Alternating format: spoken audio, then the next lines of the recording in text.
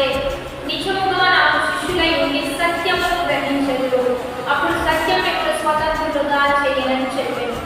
ఈరోజు దేవుళ్ళ దేవాది దేవుడు చెప్తున్నాడు, ఈ దిన స్వాతంత్ర దినోత్సవ సందర్భంగా సత్యం యొక్క స్వతంత్రులుగా మారుస్తుంది. మీరు నా వాక్యం నిలిచిన వారైతే మీకు స్వాతంత్రత. ఈరోజు స్వాతంత్ర దినోత్సవ సందర్భంగా అందరం సంతోషిస్తున్నాం, ఆనందిస్తున్నాం. దేశానికి స్వాతంత్రం వచ్చిందని గొప్ప గొప్ప వ్యక్తుల్ని ఎవరైనా స్వాతంత్రం తీసుకొచ్చారో వారందరి గురించి వారి జీవిత విధానాలు పడిన ప్రయాస అంతా జ్ఞాపకం చేసుకుంటున్నాం. దేశాన్ని కాపాడుకోవాలి, దేశాన్ని రక్షించాలి, దేశాన్ని భద్రపరచాలని ఎంతో మంది ఈ దినాన్ని సెలబ్రేట్ చేసుకుంటూ ఉన్నారు. కానీ ఈ దినం అయిపోయిన తదుపరి ఎవరికి ఈ మనసు ఉండదు, ఎవరు ఈ జ్ఞానంలో ఉండలేదు, ఎవరు ఈ రీతిలో ముందుకు కొనసాగిన హింసలు, ఉపద్రవాలు, ఉగ్రతలు, మరి ఎన్నో ప్రేమ చల్లారిపోతుంది. అసూయ, ద్వేషం, కలహాలు, మచ్చలు, విమతలు, ఎంతోమంది ఎన్నో రీతిలో పొడుచుకుంటున్నారు, చంపుకుంటున్నారు, ఒంటరిగా ఉన్న వారి మీదకి వెళ్తున్నారు.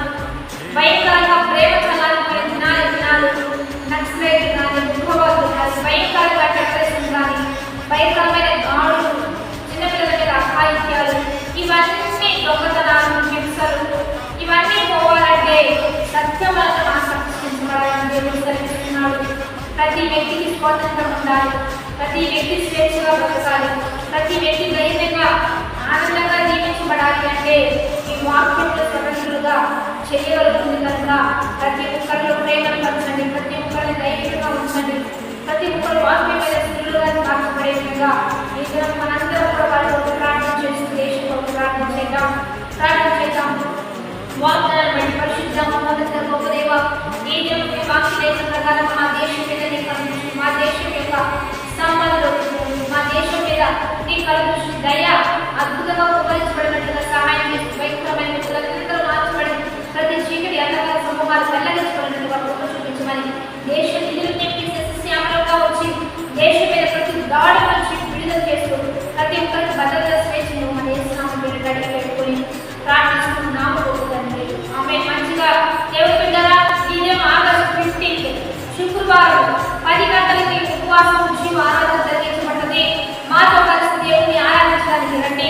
మనందరం కలిసి మోకరించి ప్రార్థిస్తుండగా ప్రతి అంధకార సమూహాలు, ప్రతి చీకటి సమూహాలు, దేశాన్ని పట్టి పిలుస్తున్న ప్రతి చీకటి అంధకార సమూహాలు అన్నీ కూడా వెల్లగించబడి ప్రతి క్రైస్తవుని స్వతంత్రులుగా మార్చుతూ ప్రేమ, సఖ్యత, సమాధానం, శాంతి, సంతోషంతో దేవుడు ఒక్కొక్కరిని నింపబోతూ ఉంటాడు. కలిసి రండి, మనందరం కలిసి దేవుని చూద్దాం, అదే ప్రార్థన చేద్దాం.